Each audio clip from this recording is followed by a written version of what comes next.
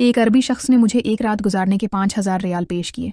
हालांकि मैं शादीशुदा थी, फिर भी मेरी नीयत बदल गई और मैं इस रात उसके घर रख गई। वो अरबी कम नजर आने वाला शख्स था, लेकिन जब मैं उसके घर रखी तो मेरा दिल धक से रह गया, क्योंकि मैं अपने शौहर के साथ सऊदी अरब के शहर रियाज में एक छोटे से फ्लैट में रहती थी। हमारी जिंदगी बहुत मुश्किल थी। मेरा शौहर अहमद एक फैक्ट्री में मजदूरी करता था और उसकी माहाना आमदनी बेमुश्किल 2,000 रियाल होती थी।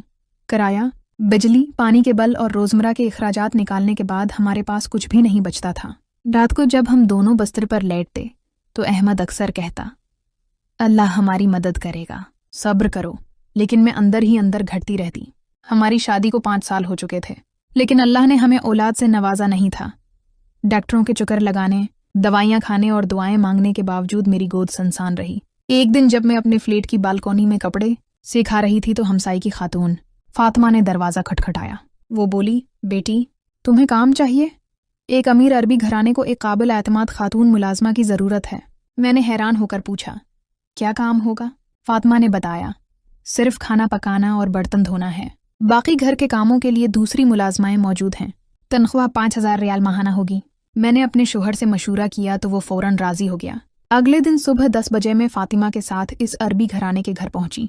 घर एक बड़ी इमारत की चौथी मंजिल पर था। दरवाज़ा खटखटाने पर एक उम्र रसीदा खातून ने दरवाज़ा खोला। उन्होंने अपना तारुफ कराया। मैं सलमान इस घर की मुलाजमा हूँ। आप ही नई मुलाजमा हैं? मैंने इस बात में सिर हिलाया। वो मुझे एक बड़े हाल में ले गई, जहाँ एक सफ़ेद दाढ़ी वाला बुजुर्ग सूफे पर बैठे थे। इनकी आंखें बंद थीं और हाथ में तस्बीह फेर रहे थे।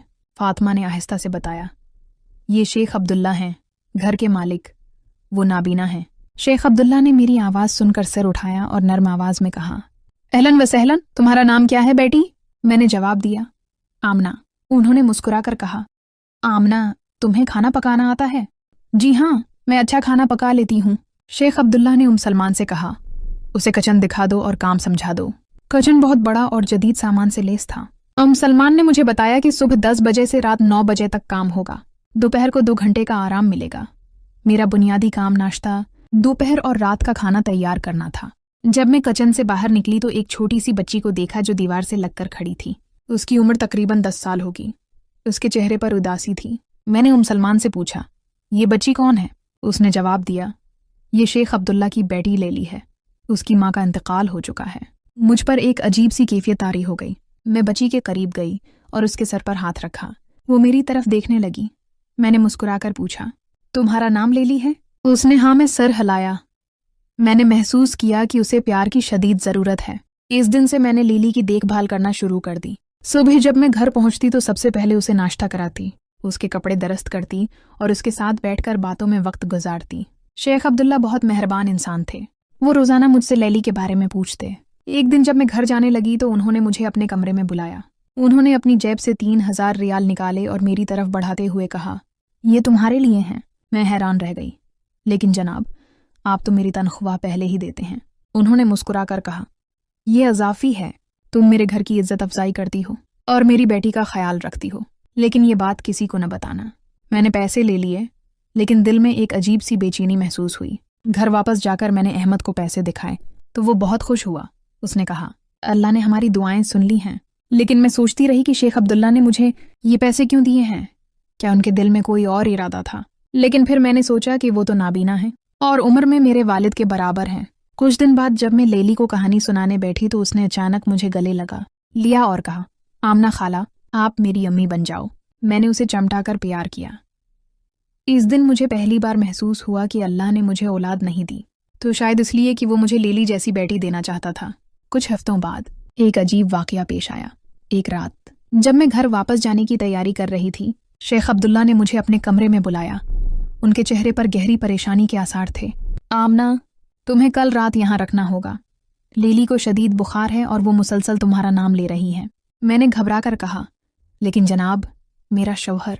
उन्होंने मेरी बात काटते हुए कहा, मैं तुम्हारे शौहर से खुद बात करूंगा। शेख अब्दुल्ला ने मेरे शौहर को फ़ोन किया। मैंने अहमद की आवाज़ में नाराज़गी महसूस की, लेकिन आखिरकार वो मान गया। इस रात मैंने लीली के बस्तर के पास बैठकर उसकी तीमारदारी की। उसका बुखार 103 डिग्री तक चला गया था। मैंने बार बार उसके माथे पर ठंडे पानी की पुटियां रखीं। रात के 2 बजे जब लीली को नींद आ गई, मैंने कमरे में मौजूद एक कुर्सी पर आंख लगाई। अचानक मुझे महसूस हुआ कि कोई कमरे में दाखिल हुआ है।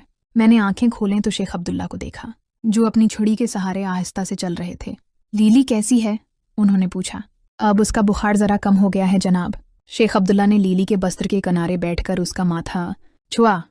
उनके हाथ कांप रहे थे। मैंने देखा कि उनकी आंखों से आंसू बह रहे हैं। आप परेशान न हों जनाब, लीली ठीक हो जाएगी, मैंने तसल्ली देते हुए कहा। उन्होंने एक गहरा सांस लिया। आमना, तुम नहीं जानते कि मैं कितना डरा हुआ हूं। अगर लैली को भी, उसकी माँ भी ऐसे ही बुखार से। उनकी आवाज़ रख गई। मैंने पहली बार महसूस किया कि यह ताकतूर और अमीर इंसान दरहकीकत कितना कमज़ोर और बेबस है। मैंने बेसाख्ता उनके हाथ पर हाथ रख दिया। अल्लाह पर भरोसा रखें, सब ठीक हो जाएगा। अगले दिन लीली का बुखार कम हो गया। शेख अब्दुल्ला ने मुझे अपने कमरे में बुलाया और 2000 रियाल देने चाहे। नहीं जनाब, मैं ये पैसे नहीं लूंगी, मैंने इनकार कर दिया। लेकिन तुमने पूरी रात जाग कर मेरी बेटी की देखभाल की, ये मेरा फ़र्ज़ था। लीली अब मेरे लिए सिर्फ आपकी बेटी नहीं है। मेरी आवाज़ जज्बात से भर गई। शेख अब्दुल्ला ने लम्हा भर के लिए खामोशी अख्तियार की, फिर अचानक कहा, आमना, तुम शादीशुदा हो? जी हाँ जनाब, 5 साल हो गए हैं। तुम्हारी कोई औलाद?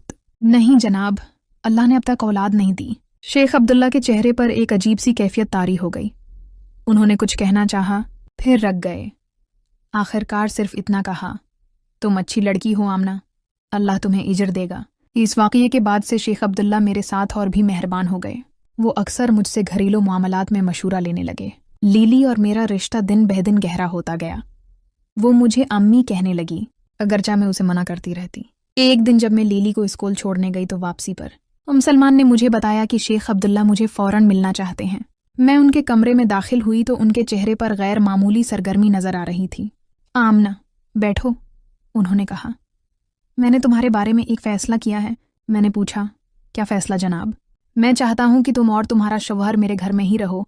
मैंने अपने घर के मुलाजमीन के लिए बने हुए फ्लैट में तुम्हारे लिए एक अपार्टमेंट खाली करा दिया है। मैं हैरान रह गई। लेकिन जनाब, सुनो आमना, इन्होंने मेरी बात काटते हुए कहा, लीली तुम्हें माँ समझने लगी है। तुम्हारा रोज़ाना का सफ़र मुश्किल है।